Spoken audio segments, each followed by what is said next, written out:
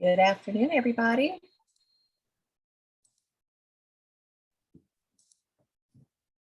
We're glad to see everybody here. It is, oh, I forgot to change the date on the agenda. Let me do that real quick so that we don't all get very confused. Because it does not take that much for me these days. And I'm sure you guys are in the same boat. Well, we are glad to see you here to talk about our favorite subject, RSA. You know, it's just, I know what you live, eat, breathe for. But we do know that it's getting to be that time of year where we have to look at those test scores, make some decisions, especially around our third graders. We know we're battling a lot of misinformation that goes around. I'm constantly checking different parent groups on social media and saying that's not really the case. Calm down, it'll be fine. So we appreciate you being here so that we can make sure that we are all on the same page and that we are doing the best thing possible for our students and helping their families and our teachers with that. So just for those of you that may not know me, my name is Melissa Algrim. I'm the Director of Reading Sufficiency. I'm joined today by my colleague, Deb Wade, who is the Director of Elementary ELA. And she does a great job of making sure people can get in the room and monitoring that chat for us. I see a lot of you have already started kind of letting us know who's here and where you're from. That always helps us out a little bit because we tend to go back on the chats and just kind of get an idea of who's been coming, who do we need to maybe reach out to, those types of things. So that's always helpful for us. Last month in March, and if you'll recall, this is a running agenda, and once the chat settles down a little bit, I know Deb will put the link to that in here again. Let me get to where I can share my screen though, and that way you can see it. There we go. Deb, are we good? Yes, okay. We're good, yes ma'am. Thank you. If you'll recall that in March, we met and we talked about, we'll try not to make the motion sick here, but we did just kind of talk about the OSTP, the guidance for promotion and retention. Deb and I were looking at the chat and there were so many questions that came up in the chat that we really decided that our best use of our time today would be to spend some time just going back over some of this information and maybe going into the exemptions a little bit more in depth just to make sure that everybody was clear. If you feel like you just have all this down and you're an expert and this is not a good use of your time, you will not offend us if you say that we're moving on. But we do know that we have a lot of people that for different reasons, for different position changes, a lot of times this is a new thing for them trying to manage all of this, and it can be a little nerve-wracking at the end of the year. So we want to make sure that we provide all of that help to you that's necessary. So just a couple of things before we dive into those promotion retention decisions. A couple of things on upcoming learning opportunities from OSDE. The Oklahoma Science of Reading Academy's letters for cohort 3 is going to be opening up for registration soon. We currently have an interest survey. Because this falls, that registration is kind of falling over a fiscal year. We are doing something a little bit different with this cohort in that we're doing an interest survey. Anyone who fills out that interest survey, as soon as we are able to open up registration on July 1, those people will get a direct link to that registration so that they don't have to worry about it or hunt for it or try to remember over the summer to go register and go from there. It also will help us greatly as we are trying to get some planning done for that. If you are needing information about the Science of Reading Academies, there is a link on that agenda. It goes straight to this web page, gives you a lot of information, and we continually update this. So you'll see again, the link for the interest survey here on the web page as well. Some important dates to keep in mind, and just some general FAQs that you can click on and get some information for. If you're wanting to know a little bit about what this is, or if you're not familiar with the content of letters, you've heard about it, but you're not real sure what's going on, there is a short video there to kind of help give you an idea of what's involved with that. So that's one opportunity. So we will have cohort 3, which will open up or will begin in August. And we will have one more cohort, cohort 4, which will begin in January 2023. And that will be our last opportunity for registration into these academies due to funding. So our funding will be over at the time that those cohorts will be finished. So just so if you're wanting to do that, this is that opportunity to jump on board. Also, Engage OK. If ever think of the Willie Nelson on the road again, well, here we come. We are on the road again. We are tired of virtual, just like you guys are. And because of that, we actually have additional stops. So instead of for 1 week, we will be on the road for 2 weeks. Deb and I are so excited to look forward to riding a bus for 2 weeks in the middle of July in Oklahoma. Just keep pleasant thoughts, because the air conditioning in the buses don't always work. So anyway, but we will be in Woodward, Elk City, Lawton, and then Southmore will be our Oklahoma City metro location. And then on the second week, we will be in Jinx, McAllister, and Durant. So looking forward to seeing you all there. I know Deb is planning on several presentations. I know I have a full slate. We will be doing an RSA 101 like we have done in the past. So for those of you who might be still a little bit new, or you know somebody's going to be stepping in new, you have a new administrator, that would be a great one for them to come to. We will also have a session on a dyslexia screening to make sure that we are able to go over exactly what is expected, just again, that compliance part of that, as well as some sessions on being able to use data, identify what students need. And we're also going to do one on the introduction to the science of reading. So because that's a term that's heard a lot, and we know we have a lot of misconceptions sometimes that when we have those popular terms going around. So that way we can address what is it when we are talking about the science of reading in the state of Oklahoma, this is what that entails. Okay. All right, so OSTP, RSA, I know we are right in the middle of the throes of RSTP the OSTP, getting ready to get going with that.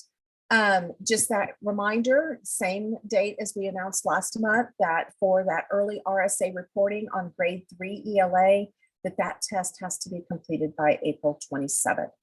And that the RSA preliminary data would be released and available on the portal by May 17th for those that turned it in by that. Beyond that information, those questions will probably have to go to assessment. That's the information they've given me, and that's about the extent of what I know as far as those dates. So, but remember, all of it is virtual this year. So those third graders will be doing that and then getting that quick turnaround.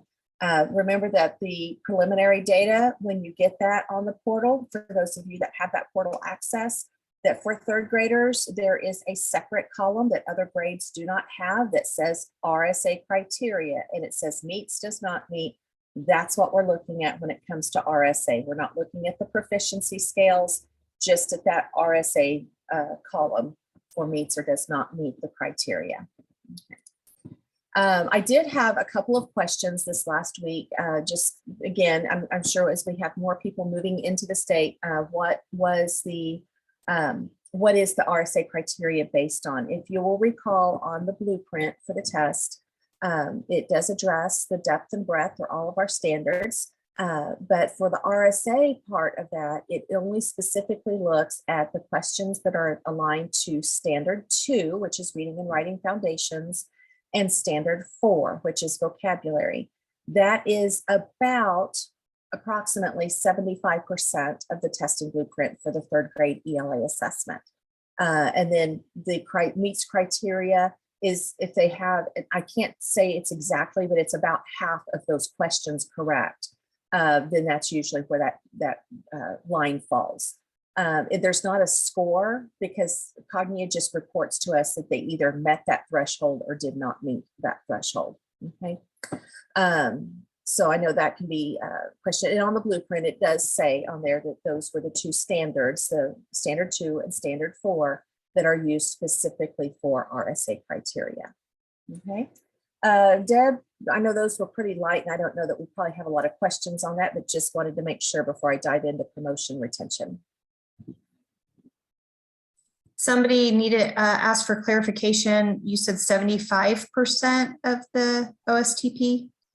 So when we look at the blueprint for the OSTP, they give you a percentage of about how many questions of the test pertain to that standard. And if you add up the percentage for standard 2 and standard 4, the last I looked, it was about 75% of the test. Now there's the majority of the 3rd grade test is on standard 2 and standard 4, much less on standard 5 or 6 or 7. So that might, again, I'm taking rough approximations. So you might have to kind of go back and look at those numbers when you pull up the blueprint. They must be feeling sorry for me that Brenda's not here because that's it. Hey, that's good. That's okay. We need to know those things. So let's talk a little bit about promotion retention. Just a quick reminder that if a 3rd grade student does not participate in the OSTP, they're sick, their parent has opted them out, they just don't show up for a little while, but they're still enrolled with your school, you still have to use one of those other pathways to promote that student to 4th grade, either the screener, the exemption, or the student reading proficiency team. It's not just that they didn't take the test, so we just automatically move them on, okay? Remember, we have a flow chart, and I didn't reattach it. It's down here on the March part, but I'm just going to put it on our screen. Remember this flow chart, the first pathway for promotion is that the student meets the RSA criteria on the OSTP.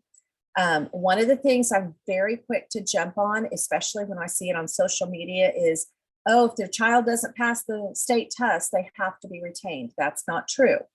That's really, if a student does not meet the criteria to show basic reading skills on the state test, it triggers that we have to have a conversation about what's best for that student to move forward or to be retained. That's what is required.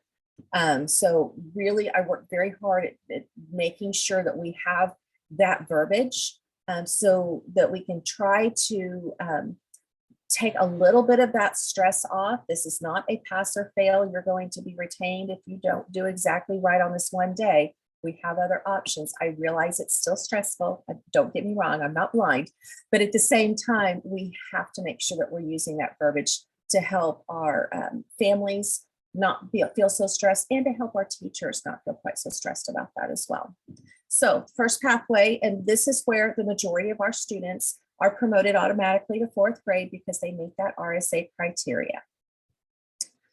Remember that if they don't meet that, then we start looking at our other pathways. And I want to go through these. Sorry for scrolling a little more than usual today, but our second pathway is to meet the end of year 3rd grade target on one of our approved screeners.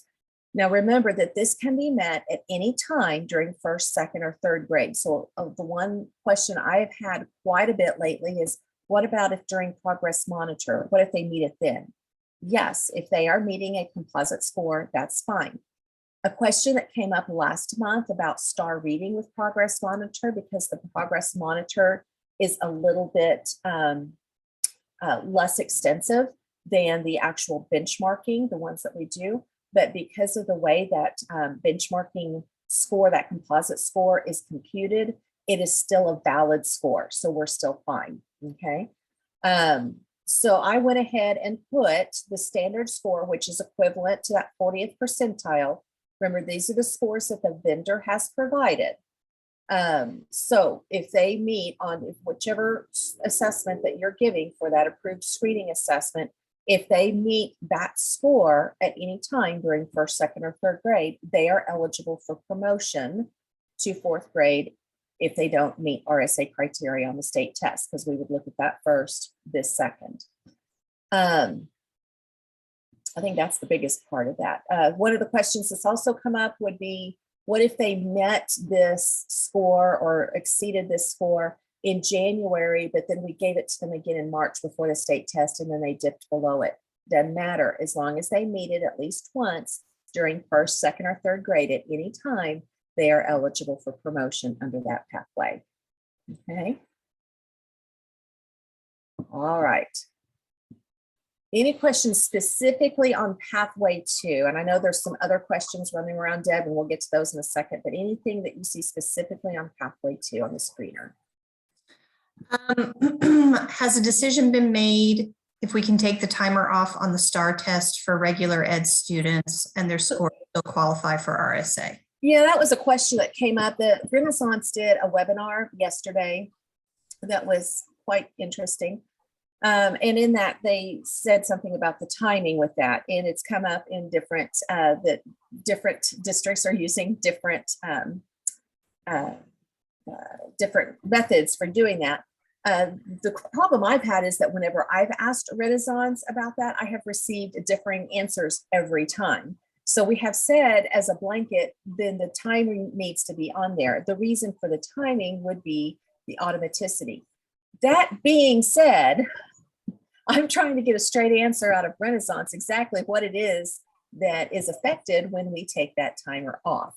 So I've put that email out as soon as that webinar was finished yesterday, and lo and behold, haven't got an answer back yet. So that doesn't surprise me.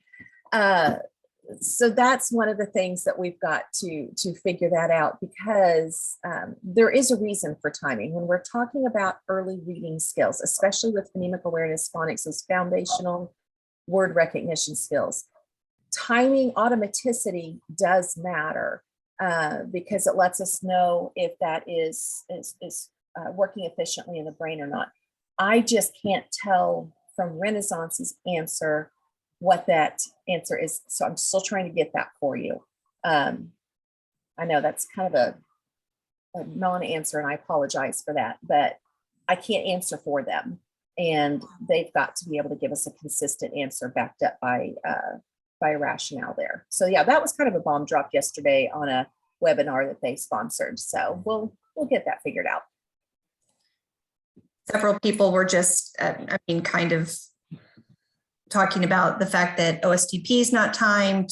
So, but STAR is a little bit. I get that. And the reason why OSTP is not assessing those word recognition skills. So keep that in mind. It says something different.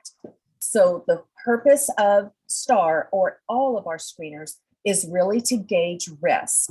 And that, like I said, the timing part is letting us, it's not about the speed or how fast they can do it. It's about, does the student know those skills with automaticity? If they don't know with automaticity, that's increasing their risk for reading difficulties as they move forward. Okay, that's the reasoning why. It's not about we've got to do this so quickly. It's about, we cannot put a student in an fMRI machine to see what's going on in their brain. That's the next best thing that we have. So that's the reasoning why. It's not to try to get a student to be able to do it with speed. Okay, and really speed shouldn't ever be the focus for the student. The point of it is can they do it quickly enough that it becomes automatic? So I get that rationale, and I totally get it. It's not really a decision I make. It's a decision that I need Renaissance to deliver based off of their research, what will provide the valid and reliable scores. Okay, just so that we're clear on that. This is not just trying to convince OSDE to make a decision. Renaissance has to do that because they're the ones that are responsible for those scores. Same thing, it doesn't matter if it's general ed or special ed, same rules would still apply, okay? So we're still trying to get that figured out. And I apologize. I will send that out in a special newsletter as soon as I get that answer, because I know that's something that's important for everyone to know quickly. So. All right. If there are STAR scores from another district, if a student passed and they have record of it, is that sufficient for us to use as a pathway? Yes, and it doesn't have to be, even if your district, let's say your district uses iStation and the student comes from another district that used STAR, if they have documentation that they've met that, it just says that they have to meet on one of these screeners. It doesn't say it has to be the one that your district uses, okay? Even if it's out of state? If it's out of state, it's a national norm. Okay. It's a national norm. So yes, that would still be fine. Okay. I've also had a district that say they use two different screeners for whatever reason.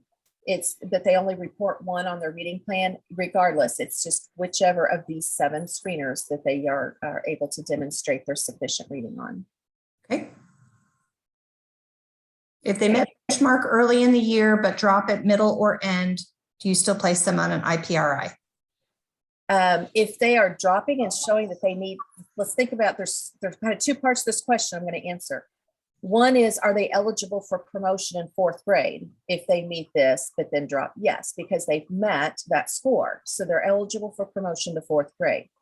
But if you're seeing that there's a concern and they need to be receiving intervention, you're seeing that that's been dropping, and you're saying, and especially when you're looking in the classroom and they're not performing where they need to be, then yes, we still need to be able to provide them intervention. That's our moral obligation to our students, to make sure that we're meeting their needs.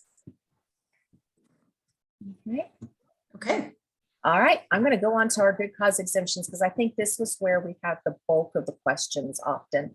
So we put this chart here just for a reference to try to help out a little bit. This was what we used in the Ready Together guidance that came out, or actually the back to, we've had so many, Ready to Learn, back when we were doing the online year, our wonderful year that we just all want to forget. Good cause exemption 1. Remember that we have 7 of these exemptions. They are only for 3rd graders, because I've had the questions, I have a 4th grader who is now on an IEP. Can I go and apply this exemption? The exemptions are only for our 3rd grade students. At that point, we're done. Okay. Students who are English learners who've had less than 2 years of instruction in English means we need to make sure that they have that ELAP in place. Their English language, I can't remember exactly what it stands for, but basically their reading plan for English learners needs to be in place. The question has come up, is this 2 calendar years or 2 school years? What we've gotten is 2 years of instruction would be, we're not trying to piecemeal dates together. Have they been in 2 school years where they have English instruction? If there's a 3rd grader, let's say they were here and they were receiving English instruction in 1st grade, they were not here in 2nd grade, now they're here in 3rd grade, that's less than 2 years that they've been receiving. So they're eligible for good cause exemption 1. Otherwise, if they started in 2nd grade and they've been here, if a student has been here since kindergarten and they've been getting that English learner, if they've been identified as needing those services and they've been receiving those services since kindergarten, then they do not meet the requirements of that exemption. Exemption 2 often gets confused with exemption 5 because they are both dealing with students receiving special education services. The difference between them is exemption 2 is for students who, according to their individualized education program, should be taking the OAP, or the Oklahoma Alternate Assessment Program, the portfolio assessment. They do not participate in the OSTP. Okay. Whether they actually finished the OAP or not, it was in their IEP that that was their best means of assessment. These are our students that have some pretty significant challenges, and that as a result, they are often in a self-contained resource room, not always, but often, and then they will not be eligible for retention, that they would always be promoted on under good cause exemption 2. Exemption 3, again, tends to get very confused with the screening assessment. This is for students who demonstrate an acceptable level of performance on an alternative standardized reading test. So this would be the ITBS, the SAT-10, the Terra Nova, okay? And on our coordinator webpage, you can find that information down here. Eventually I'll find it one of these days. And it's usually about the 45th percentile. There we go, alternate assessment list.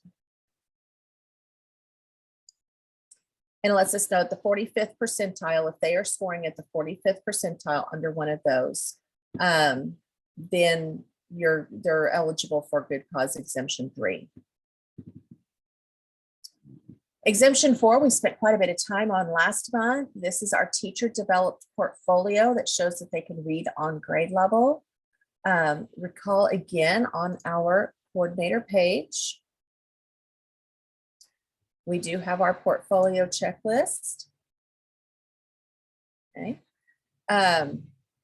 The standards that are here mirror the standards that are assessed on our OSTP. So since this is meant to be in replacement of, or an exemption of showing those knowledge on those same skills that they're being assessed on, that whatever the standards are that are being assessed on the OSTP, those are the standards that need to be met through a portfolio. Okay. So you'll see that this is, again, standard 2, standard 4, those standards being assessed on our state test. And it's really just looking at those reading standards. We need to collect 4 samples for each of these objectives under those 2 standards. So for 8 objectives times 4 will be a total of 32 pieces of work that we would be collecting. Now keep in mind that there's some times where I know that we would do an end of unit assessment, and we might have on that assessment some questions that pertain to this objective, to objective about locating the main idea. We might also have some questions about word parts, and we might have a few more questions about using a dictionary or glossary. And so we could even take part and use that same assessment as 3 different work samples if we identified which questions went with which objective.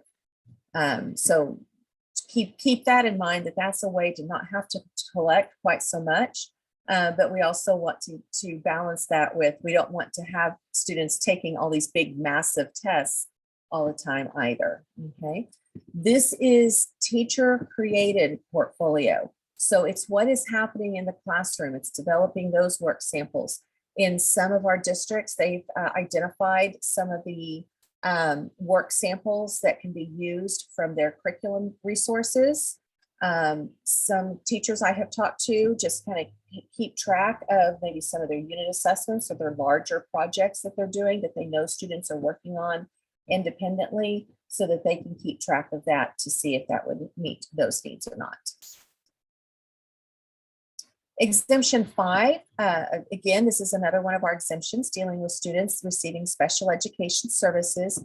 These are students with an IEP who still participate in the regular OSTP state test, okay? It just says that they have an IEP that has to be addressing reading or language goals. So if it's strictly for math or strictly for behavior, that's not what we're talking about. This is for an IEP that addresses reading or language goals, that is making adequate progress toward their IEP goals. So again, the IEP does not have to be in place for 2 years prior. It can be written, but it does have to be in place prior to the state test. So let's say in February, we had a student that we finished up everything and we put an IEP in place for that student. They have goals on their IEP. They take the state test. They don't meet criteria, but yet we're seeing, based off of the intervention that they were doing before the IEP, as well as what they're doing now that's in place. And we're seeing, yes, they're making what we would expect to be adequate progress towards those IEP goals.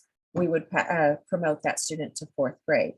The IEP team can also decide, no, they are not making adequate progress. We've been doing this. We've expected them to be here. They're not, and decide that they're going to not apply that exemption because they don't meet the requirements. Okay.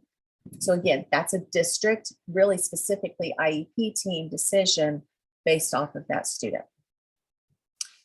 Exemption 6 would be students who are who've been receiving that remediation for 2 years. They have that deficit, but for some reason they are not receiving special ed services. There's a variety of reasons that could be, and have been previously retained. Now, do keep in mind that previous retention could be any other grade. Retention in pre-K for academic reasons does qualify for this exemption, and participation in a transitional grade, like a T1 grade. So in other words, they go to first grade 1 year, the second year they go to a transitional first, and then the third year they go to second grade. So that T1 was really considered a retention year for this purpose. So in that case, the students would qualify for exemption 6. And finally, exemption 7 are for students that are facing an exceptional emergency circumstance that is applied for through the Office of Assessment. Your district testing coordinator would have access to that form, and we would just have to have that approval from the assessment office, which I work with them directly to make sure that we have that. All right, Deb, I am sure the chat has been blowing up. So. Okay. If a child is just recently placed on an IEP, would they qualify for Good Cause 5, or should they have been on an IEP for most of the year? There is nothing that spells out how long a student has to have been on an IEP. It just says that they need to have been on that IEP prior to the state test. So there's not a time limit, no. Do students who are in self-contained SPED classroom need an IPRI if they are unable to take the MAP growth? Okay, that's where it gets tricky. We tried to modify the RSA rules, and we're told actually this had to be a legislative change, because I think we can all agree that for students who are unable, like are on a feeding tube, things like that, is not the best use of their time. However, what it says in the legislation is all students. So while we were trying to provide some exemptions there, the only way we are going to be able to do that is through a legislative change. So we have alerted our liaison to the legislature that this is something we need to look at for next year, so that we can go about trying to do that. But in the meantime, what the law states is yes, it's there, and we're going to try to see what we can do to fix that. But right now, the answer is yes. Do districts have an obligation to provide the alternative assessment, or is this by request? Under what circumstances would we give the alternate assessment? Okay. It gets real tricky if I have a parent that calls and says, District X tells me I have to retain my student, and then I start going through the different exemptions, and the parent says, well, I didn't have a chance to take that alternate assessment. It puts your district in a really bad position. So I would say yes, it's one of those of, if you do not give them that opportunity to provide that information, it can be some really tough conversations for you with that parent. That being said, under what circumstances, I know sometimes you have kids that just have really, really bad test anxiety, regardless of whether it's the OSTP or an alternative test, whatnot. It's sometimes hard to predict that, especially when we're talking about third graders. So for students who do not meet that, you can maybe, once you get the preliminary scores, say, we're going to give you another opportunity to take an alternative test to see how we can do. You can also use that alternative assessment during summer programming to say, we're giving you some more instruction. We've done some pretty intensive tutoring during this time, and we're going to, towards the end of this time, do this alternative assessment to see if somebody is able to meet Good Cause 3 in that way.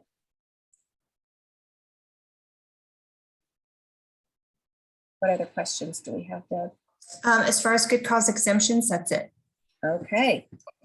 All right. So I think the student reading proficiency team, again, I'm just going to kind of quickly remind everybody that when everything else is figured, that is the last resort that districts have to really sit down with the parent or with the family and say, what is it that's best for this student, given all of the extenuating circumstances.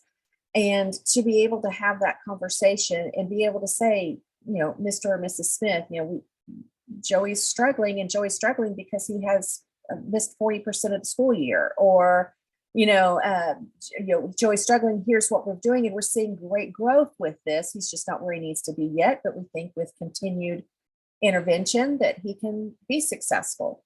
So it's looking at those types of situations and deciding what is it that is going to be best for the student given the circumstances and given the resources that are there. Remember that for the student reading proficiency team, it must be a unanimous decision for the student to be promoted. And the team consists of a parent or guardian, the student's third grade teacher responsible for reading instruction, a fourth grade teacher responsible for reading instruction, and a reading specialist if one is available. If one is not available, then you don't have that person on the team. So those 3 or 4 people are working together to make a decision.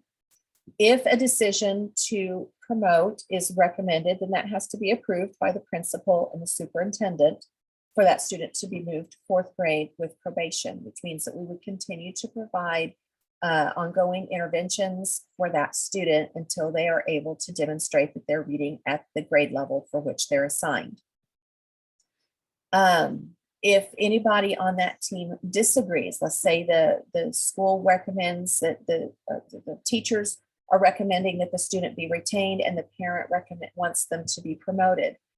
That is not a unanimous agreement. Therefore, what the law states is that student must be retained, and that's at the end right there.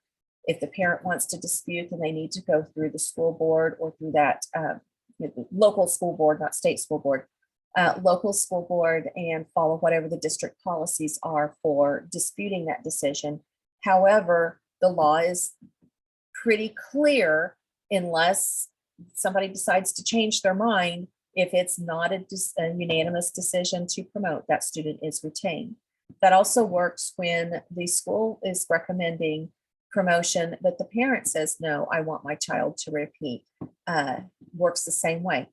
If it's not a unanimous decision to promote, then the student must be retained at that point. Okay. All righty. So what do we have there, Deb? Sorry, you would think after several years I would get that whole unmuting thing down, but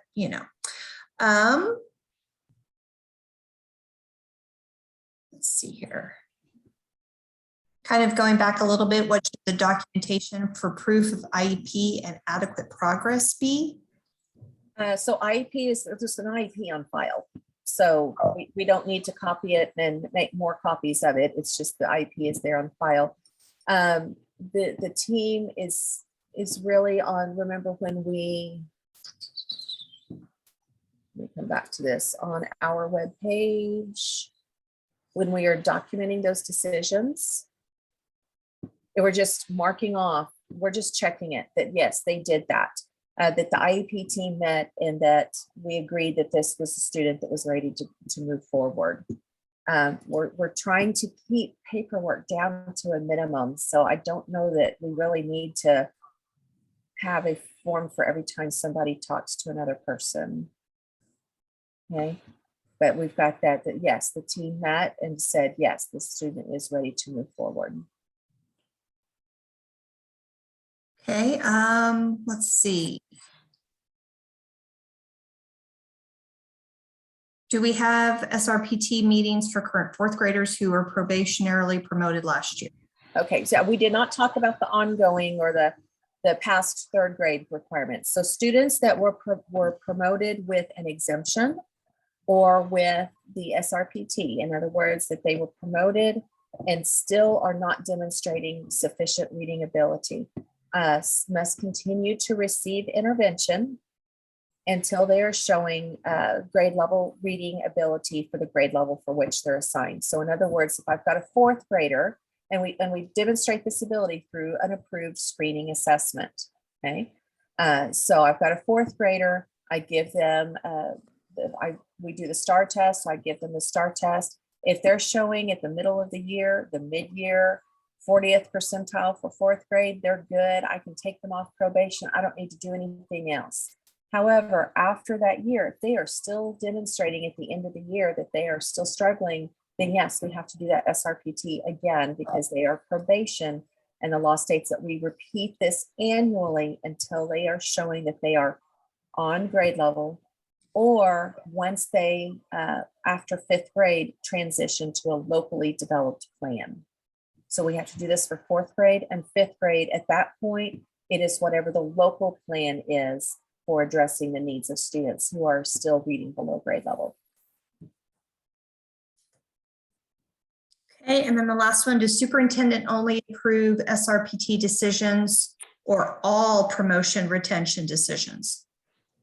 Superintendent definitely promotes the SRPT or approves the SRPT. They do not on the pathway 1 or pathway 2, the screener. I want to say, I'm going to have to go back, Dana, and double check the statute on that. It's been a hot minute. I want to say they approve the exemptions, but I want to be double sure that I give you the right answer on that. So, and yes, anytime the SRPT meet, it's always a unanimous requirement for promotion, whether it's 3rd grade, 4th grade, 5th grade, it has to be unanimous. Melissa, can I ask a question? Sure, Dana. So if it is not unanimous, the parent says promote, but the team says retain, we retain. We retain. Got it. That's what I needed to know. Thank And you have the support of that statute right there behind you. So, you. Great. Thank you. absolutely. Absolutely. Deb, I know there's a ton of other questions. Are there any others dealing specifically with promotion retention that we need to address? Somebody asked that you repeat what you said about the 40% for probationary promoted student in 4th and 5th grade, please. Okay, let me give you a visual instead. If you will recall, back on our RSA coordinator page, the one we continually come back to, we have our technical guidance, right? I can pull up, let's say Dibbles 8 is the one that our district is using. If you scroll to the back page, and this is the same for all of them, it looks the same chart. It's just different numbers according to the vendor. Remember, this is where we identify that 40th percentile in the green for each grade level at the beginning, middle, and end of the year. This is that goal that we're reaching towards the end of year for 3rd grade. Okay, this is how we determine if we are at risk or severe risk. Okay, so if I have a 4th grade student that I promoted with probation and I give them the Dibbles 8 assessment, let's say in December or January, so mid-year, and they score a 408. We are going to celebrate and do a happy dance. This student is now showing that they're reading at grade level, sufficient grade level skills according to the screener that I can take them off probation. They may still need some help and we'll still follow whatever your local policies are, but they are not under RSA any longer. Okay, does that make sense? So it doesn't have to be the end of year goal. It's the goal, the 40th percentile for whatever stage of the year that they're in. If you're giving it in October, you're kind of in between here. I would kind of err towards the side of caution because I want to make sure that student's getting help. Okay. And it's harder to show up. But if it's April, May, I'm going to look for this end of year goal.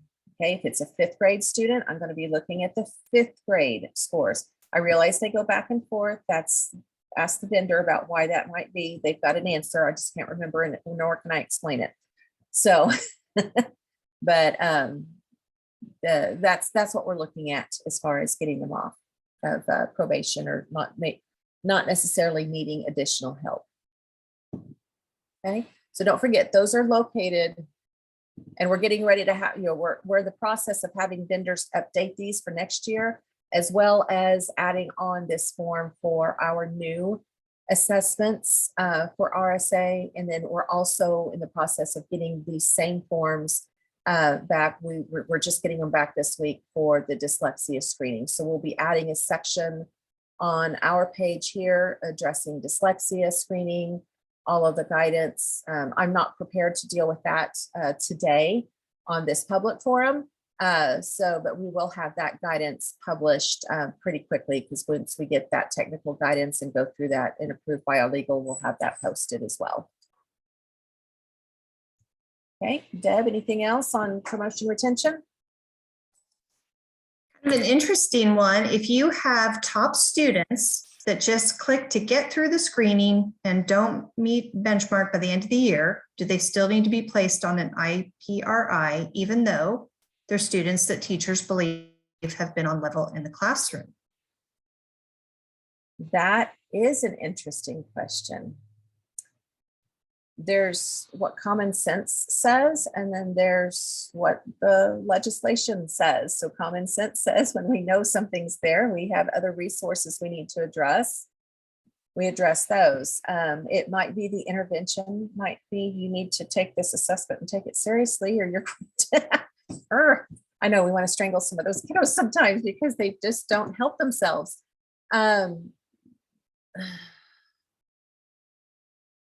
Why are y'all asking me hard questions today? The short answer on what the legislation says is if they're showing that they are below on the screener, we have to intervene. We have to do something.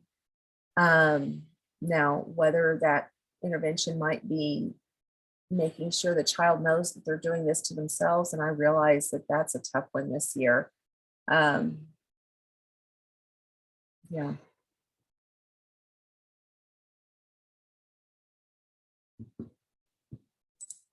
Okay, if a teacher teaches both third and fourth grades, like a blended classroom, do we still need a second teacher in the SRPT meeting, or can the one teacher act as both since they currently teach both grades?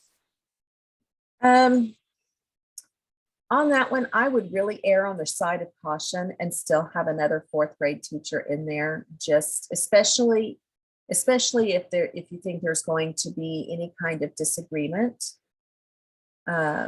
Just to be sure that that is there, so that somebody doesn't call and say, well, there was only one teacher. Yeah, they teach third and fourth grade, but the point of that is to try to get that to as small of a team as possible, but to still be able to provide the differing points of view that might need to be there. So I would err on that. I see a couple of things here on dyslexia. Deb, what we may need to do is we may need to schedule another call here in the next couple of weeks, specifically for dyslexia. But I'm sorry, guys, I really am not prepared to discuss that one today. There's too many things that I'm waiting on answers for that I can't put out right now. And I don't want to have a bunch of questions and just say, I don't know yet. So we'll work on getting a call together here in the next couple of weeks so that we can really do that, because I know you guys are wanting some answers. So. We have circled back around to STAR extending the time. Someone shared a document in the chat about some guidance for that. And then Connie just asked, there's an option on STAR to extend the time, not make it untimed. Would that be allowed to use as a valid score? I still need to have that answer from Renaissance on how they did their validation, because when they applied to be an approved screener, it was with the timing. It was not to be able to turn off the timing. So we have to see if they're going to change that application. We have to go through that process to see what is it and how does that change, because the answer that they put out on that webinar yesterday is it doesn't change the standard score, but it does affect the norming. And our process is looking at the norming. Okay, so I have to get that answer from Renaissance, and I'm still waiting from them. Okay. Is the flow chart on the coordinators page? It is. It is. It's also on here, but you will find it down here, third grade promotion and retention. You'll see as a decision tree for promotion and retention decisions right there, so that you can have it as a one-page printable PDF. Okay, a couple of things I wanted to point out, and I'm sure some more questions will come in. We'll hit those, but I'll talk for a minute and give you a chance to look through them. We have some resources. It's always important to have some of our resources to consider, especially as we are getting ready for summer, you know, we need a little light beach reading. So if I'm sure most of you are familiar with the IES practice guides, we have been pushing out too. They have just released a new one called Providing Reading Interventions for Students in Grades 4 through 9. So if you're not familiar, you have a direct link here to take you straight to the practice guides. These are very, very good as far as your guiding for what's evidence-based practices. Because this is taking all of that research that we don't have time to do as teachers and summing up for us of what is it that we need to be able to do. So this new one that we have right here, they just did a webinar this morning on introducing this, was providing reading interventions again for students in grades 4 through 9. Same things that we have been preaching for quite some time. Make sure that students can read the words accurately, that they can do fluency building. They've given some very good ideas for how to meet these goals and what people can do, what are the routines that can take place in the classroom to do comprehension building. This was probably the largest bulk of this, which I know is a huge issue for all of us. And then having opportunities to make sense of that more challenging text. With all of these practice guides, what's always nice to keep in mind, like for example, if I come down to one that's been here a while, like foundational skills for supporting reading in K through 3, there's also a bunch of additional resources that IES provides. And these have a lot of really rich resources. You'll see different rubrics for evaluating curriculum resources, webinars that you can watch, some other infographics that you might be able to use not only for yourselves and your teachers, but also to share with families, supporting family involvement in foundational reading. And they have this specific for some different grade levels. So this is a really, really rich resource site. If you're trying to figure out what is it that has been shown and proven to be effective, to just spend some time exploring and maybe pick one practice guide and take a deep dive into all of the resources and things that are there. These are not small pieces of these are not just a quick read. I mean, they are sometimes quite extensive because they give a lot of great teaching tips. And then, you know, I can't ever end without telling about some upcoming professional development that's always helpful. Making sure that we have one coming up with Judy Dodson in May on the science of talk as we get ready to start thinking about coming back to school in the fall, how classroom talk really has an effect on that reading and writing. This is sponsored by the Reading League Oklahoma, so it is free to attend, but recordings are only sent to members of the Reading League Oklahoma. So there's the registration link. We've advertised this one for the last couple of months because it is promising to look like such a great conference for the Oregon Teaching for Intervention and Instruction, taking place in April. Again, this is 2 school days, so a lot of us may not be available for those 2 days, but if you register, you will receive the recordings that you can watch for any of them. And there's some wonderful, matter of fact, they even added a breakout session to go over this new practice guide that we just talked about a moment ago with Anita Archer. So, and I know Deb's a huge Anita Archer fan. So, and then finally, we were talking the last couple of months about AIM Institute, how they did their Research to Practice Symposium. This was just held in March, and they have now released the recordings of that. So if you were not able to attend, because that was during our spring break, and I hope many of you were taking that time to take care of yourselves and your families, but you can find the recordings right here that you can watch in little bits as you need to. All right, Deb, what other questions are we needing to address dealing with promotion and retention? Gosh, there's another question about the SRPT. Can you explain what it looks like for 1st and 2nd grade? I see the form and I have in the law that we should start a team in 1st and 2nd grade, but what does this look like? Is the team deciding promotion retention for struggling students in these grades as well? Okay, great question. So that's one of the confusing things about our legislation is they use the same term to mean a couple of different things. When we are talking about today, SRPT, that student reading proficiency team, we are talking specifically about the needs for a third grade student. It does refer to the SRPT for first and second grade in being able to construct a reading plan, that individualized program of reading instruction for students in first and second grade. So what that looks like in reality would be for a first grade student, that first grade teacher is conferring with a second grade teacher to say, what is it that we need to be able to do to get them to go to second grade so that that second grade teacher can sign off on that reading plan. Does not need to be at the conference with a parent because none of us have time to go to conferences for 2 classrooms. But just the first grade teacher needs to be able to construct that IPRI, confer with the second grade teacher, and go from there. They're not looking at promotion and retention decisions in first and second grade. Okay, they're really the whole purpose of that is just to make sure that we're keeping in mind, will this intervention plan get that student to where they need to be for the next grade level? And yeah, our legislators made it confusing when they use the same term. There's been so many interesting questions today. Does the promotion or retention form with all the pathways just require one signature verifying that all have been involved? Yes. Yes, it does.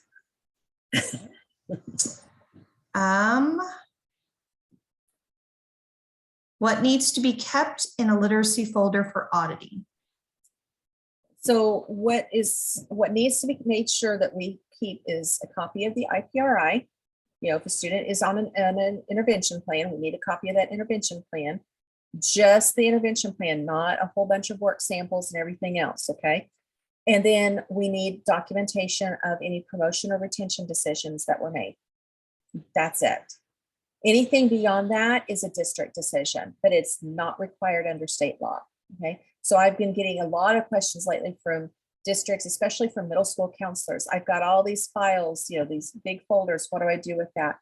That's a district decision on what you do with that. We need to make sure that we keep the IPRI and promotion retention documentation because those are required. Beyond that, that would be a district decision of what is it that's useful? How do you normally handle those types of things? Okay, because I know some of them, they're an inch or two thick per child with a bunch of writing samples going back to kindergarten. That's probably not going to be something that needs to be held on to. I think we have time for one more question. Will 969 on STAR Early Literacy be accepted for promotion since Renaissance switched to a unified scale? Okay, that is their new score for the unified scale is the 969. Okay, that's what Renaissance provided this last fall. They moved off of the enterprise where they had 2 different scales for early literacy and reading. Now that's the unified where it combines it. You can only get to that by going on to STAR reading. You can't get to that score from STAR early literacy because they need to be able to read that connected text.